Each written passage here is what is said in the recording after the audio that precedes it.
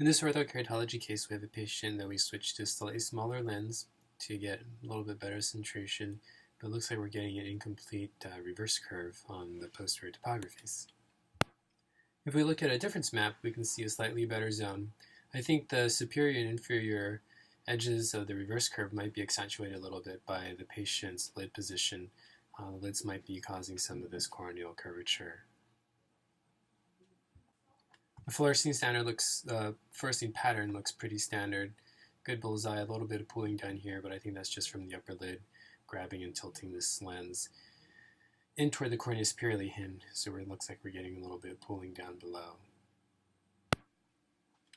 So in a case like this where the patient refracts out to plano but still is not seeing 20/20, the two things I think about are a tear film and then too much compression in the central cornea. Looking at this lens and the base curve, it doesn't seem like the patient should be getting too much central bearing with the lens, but if the vision is not 20/20 and there really is no refraction, that'll explain that away.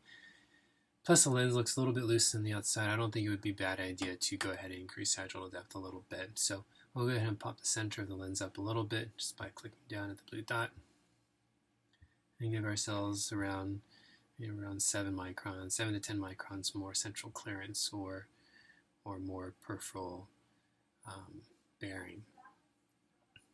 I'll bring up the edge of the lens a little bit.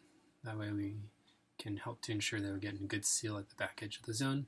That may help to improve how clean the line is over here. Again, I think that upper and lower is probably exaggerated a little bit by the pressure of the lids against the cornea.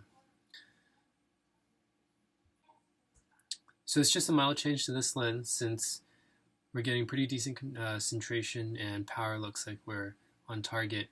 It's just increase central clearance a little bit, increase peripheral bearing, and see if we can't get this lens to be a little bit tighter on the eye and stay in place a little bit better, maybe complete the appearance of the topography, and with reduced central bearing perhaps get the patient to some better optics in the center of the cornea.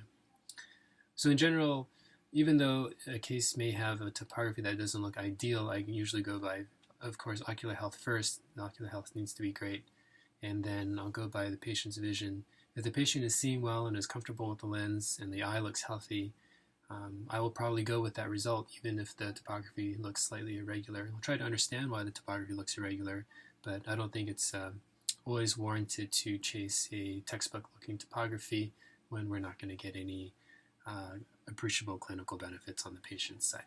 But in this case, there is some reduced vision, so let's make some changes to the lens and see if that'll help your patient out. So hopefully this helps. Best of luck and thanks for watching.